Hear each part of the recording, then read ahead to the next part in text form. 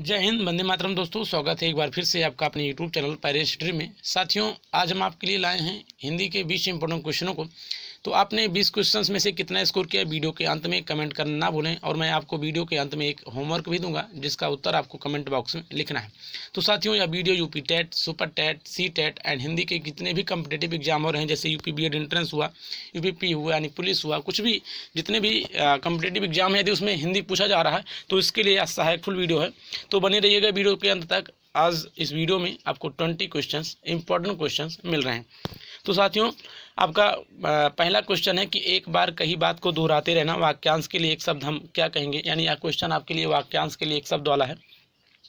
तो आपके ऑप्शंस हैं आगार, प्राक्कथन, प्रस्तावना, पृष्ठपेषण। साथियों, मैं आपको बता दूं कि एक बार कही बात को दोहराते रहना, इसका जो करेक्ट आंसर हो जाएगा पृष्ठपेषण। पृष्ठपेषण कहा जाता है कि एक बार जो कही गई बातें हैं उसको बार बार आप दोहराते रहेंगे तो उसे हम क्या कहेंगे, पृष्ठपेषण कहेंगे। आशा करता हूं यह क्वेश्चन आपको समझ में आया होगा। बढ़ेंगे अगले प्रश्न की तरफ। अगला प्रश्न है कि बुद्धिहीन शब्द व्याकरण की दृष्टि से किस संवर्ग में आता है। तो साथियों, आपके ऑप्शन हैं विशेषण, संज्ञा, सर्वनाम, क्रिया। तो साथियों, इसका जो सही उत्तर है option number first. Option number first, बुद्धिहीन एक विशेषता बताता नहीं है, विशेषण के अंतर्गत आएगा। किस के अंतर्गत है? विशेषण के अंतर्गत आता है। नेक्स्ट क्वेश्चन देख लेते हैं कि छत से ईंट गिरी। यदि आपने मेरी पहली वाली वीडियो देखा होगा तो उसमें से आप तुरंत जान जाएंगे कि इसमें से उत्तर कौन है। तो चलिए ठीक है, कोई बात नहीं। अगर आपने नहीं देखा तो उस वीडियो को जाकर देख लीजिए, और नहीं देखा है तो यहाँ भी मैं इसका जो फैक्ट है बता दे रहा हूँ। यदि किसी भी वाक्य में अलगाव की बात की जाए, क्या अलगाव की बात की जाए और उसमें से लगा हो, क्या से लगा हो, तो सीधा सा हमारा जो उत्तर होगा अपादान होगा। क्या होगा? अपादान होगा। यदि अलगाव की बात ना करे, यदि अलगाव की बात ना करे और केवल से दिया रहा है या से दिया रहे तो ऐसे समय पर आपका जो उत्तर होगा वो कर्ण होगा। अब वैसे तो इसमें कर्ण ऑप्शन में है ही ना था। और यह छत से ईंट गिरी, इसमें जो ईंट है वो छत से अलग हो रही है, अलगाव की बात की जा रही, तो उत्तर जो चला जाएगा ऑप्शन नंबर 2 अपादान के साथ। बढ़ेंगे अगले प्रश्न की तरफ कि महोर्मी का संधि विच्छेद है। महोर्मी का संधि विच्छेद क्या है?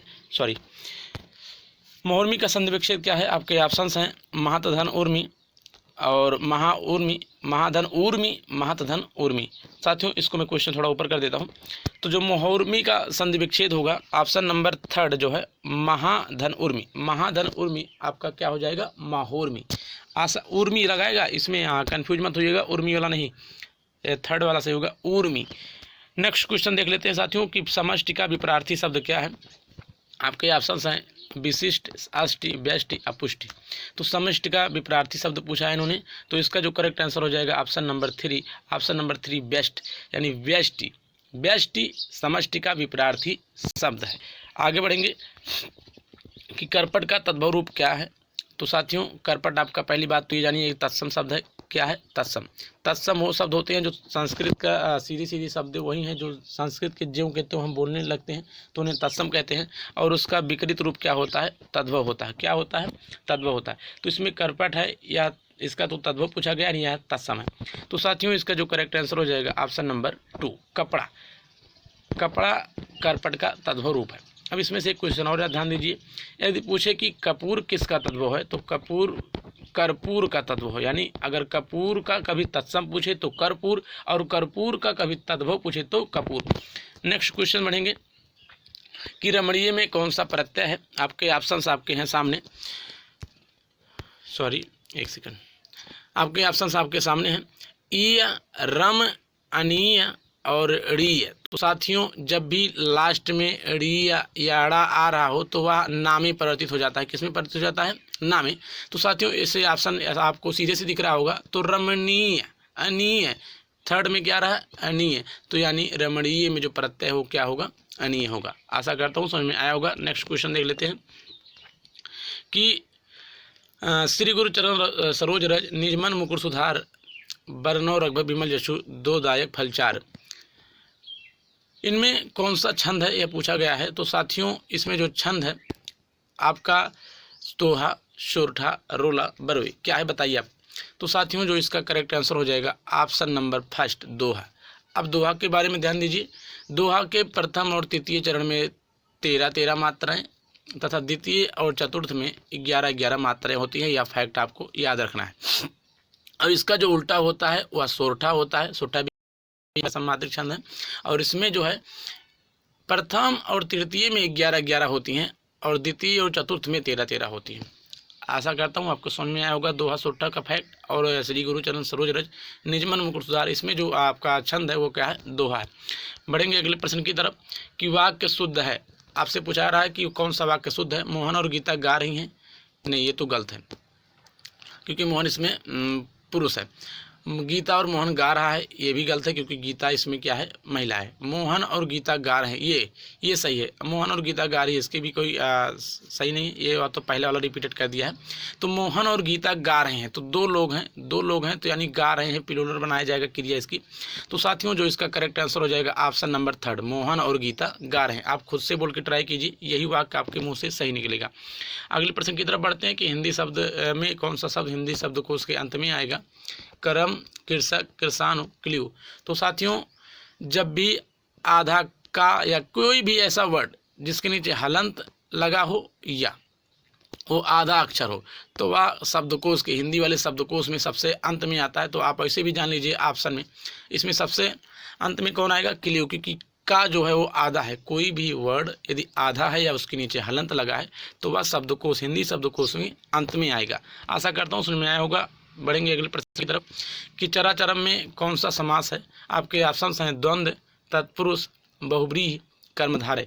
तो साथियों चराचरम जगत में जो आपका समास है वो है आपका द्वंद्व। आप पूछोगे कैसे, देखिए इसको जब आप तोड़ेंगे तो चर धन अचरम, या तो जो चर अचरम ऐसे करके निकालेंगे आप, तो इसमें जो अपोजिट निकल रहा है और अपोजिट जो होता है यानी माता पिता, ऐसे में डैश लग के लगे और चराचरम या चरा आचरम करके इसका जो संधि विच्छेद आपका जब देखेंगे तो निकलेगा।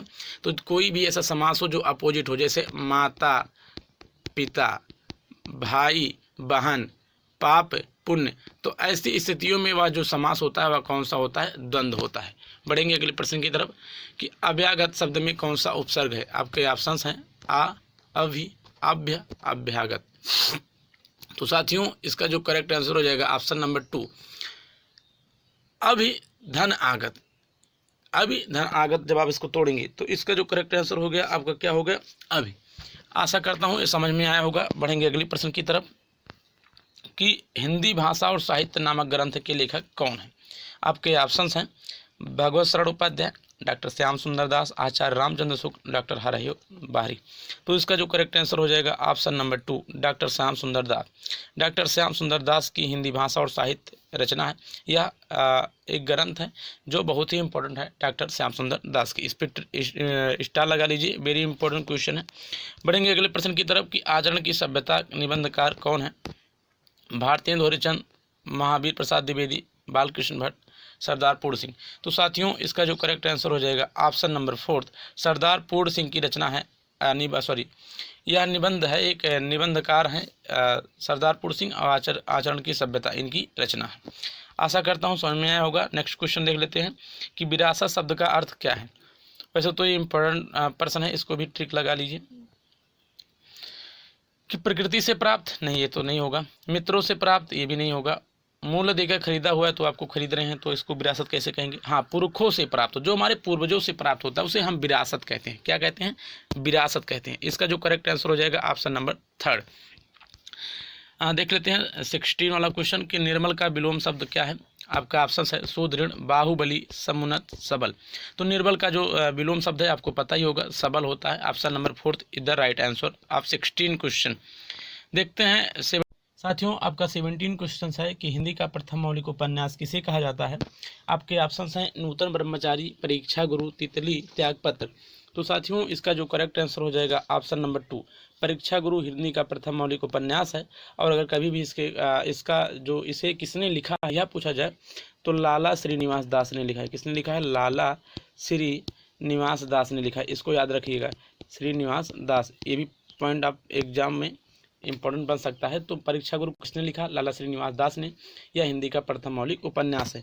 बढ़िए अगले प्रश्न की तरफ कि तद्भव पत्रिका कहाँ से प्रकाशित होती है। मैंने अपने पहले वाली वीडियो में इसको बताया है, क्या लखनऊ से प्रकाशित होती है। कहाँ से प्रकाशित होती है? लखनऊ से प्रकाशित होती है और तद्भव पत्रिका के ये संपादक हैं।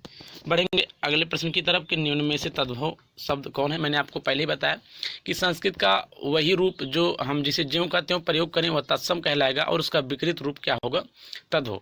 तो साथियों इसमें जो तद्भव है वह आपका अंधेरा है। क्या है? अंधेरा है। बाकी प्रकाश, रात्रि, चंद्र ये सब आपके क्या है? तत्सम है। बढ़ेंगे अगले प्रश्न की आंख एक नहीं कजरौटा 10-10 लोकोक्ति का क्या अर्थ है? आपके ऑप्शंस हैं आंख में काजल लगाना, व्यर्थ आडंबर, आंख की देखभाल करना, लाइलाज बीमारी। तो साथियों जो इसका करेक्ट आंसर हो जाएगा ऑप्शन नंबर 2 व्यर्थ आडंबर। क्या हो जाएगा? व्यर्थ आडंबर। साथियों मैंने कहा था कि आपको मैं वीडियो के अंत में एक क्वेश्चन दूंगा और आप उसका जो उत्तर है वो कमेंट बॉक्स में लिखेंगे। तो साथियों आज आपका प्रश्न है यानी होमवर्क के लिए, कुटज किसकी रचना है? कौन? कुटज किसकी रचना है? बताना ना भूले। इसी तरह मिलेंगे आपसे नेक्स्ट वीडियो में, तब तक के लिए जय हिंद, वंदे मातरम साथियों।